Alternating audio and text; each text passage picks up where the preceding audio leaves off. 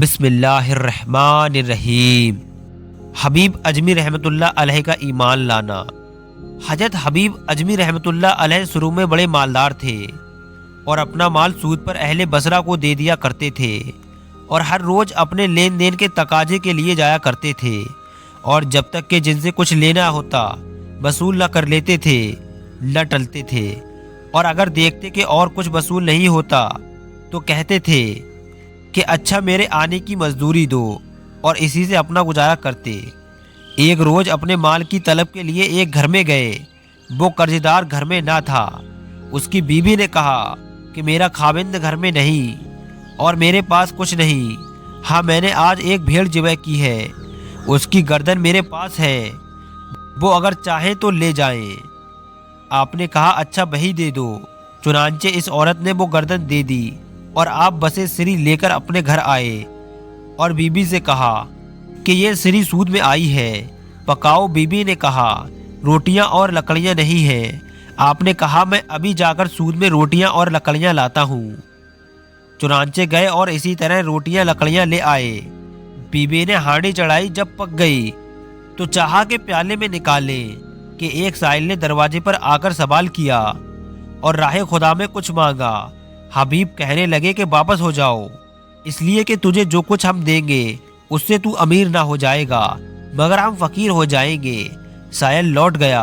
حضرت حبیب کی بیوی نے جو ڈوئی ہانڈی میں ڈالی تو کیا دیکھتی ہے کہ اس میں سب خون ہی خون ہے۔ اپنے خاوند کو بلایا اور دکھا کر کہنے لگی دیکھیے یہ آپ کی بدبختی، وہ شومی سے کیا ہو گیا۔ حضرت حبیب نے یہ حال دیکھا تو دل پر ایک ایسا اثر ہوا کہ آپ کی حالت فی الفور بدل گئی اور کہنے لگے اے میری بیوی تو گواہ ہے کہ میں نے آج ہر برے کام سے توبہ کر لی۔ پھر آپ باہر نکلے تاکہ قرض داروں کو تلاش کر کے اپنا مال باجر ان سے واپس لیں اور پھر سود پر نہ چلائیں۔ جمعہ کا روز تھا اور لڑکے کھیل رہے تھے۔ ان لڑکوں نے جب حضرت حبیب کو دیکھا تو آپس میں کہنے لگے کہ دیکھو سود خور آ رہا ہے، الگ ہو جاؤ، ایسا نہ ہو کہ اس کے پاؤں کی گرد ہم پر پڑ جائے اور ہم بھی اس طرح بدبخت ہو جائیں۔ جب یہ آواز حضرت حبیب کے کانوں میں پہنچی تو بڑے رنجیدہ ہوئے اور سیدھے حضرت حسن بصری رحمۃ اللہ علیہ کی مجلس میں گئے۔ حضرت حسن بصری علیہ الرحمہ نے توبہ کرائی اور کچھ پندے نشائے بیان فرمائے۔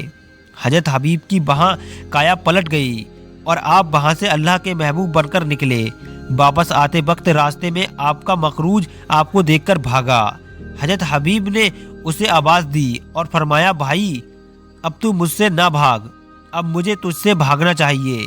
یہ کہا اور گھر کی طرف لوٹے۔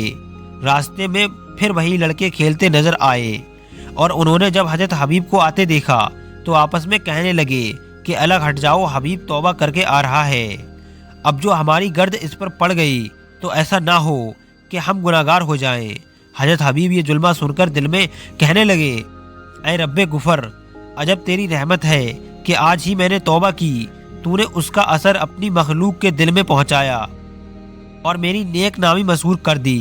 پھر آپ نے آواز دی کہ جس کسی نے حبیب کا کچھ دینا ہو وہ آئے اور اپنی دستاویز واپس لے جائے۔ یہ آواز سن کر سب مقروع جمع ہوئے۔ پھر آپ نے جو مال جمع کیا تھا سب لوگوں کو بانٹ دیا، یہاں تک کہ آپ کے پاس کچھ باقی نہ رہا۔ تذکرہ اولیاء صفحہ 59۔ اگر آپ کو اس ویڈیو سے کچھ سیکھنے کو ملا ہو تو اس ویڈیو کو لائک کر چینل کو سبسکرائب ضرور کریں۔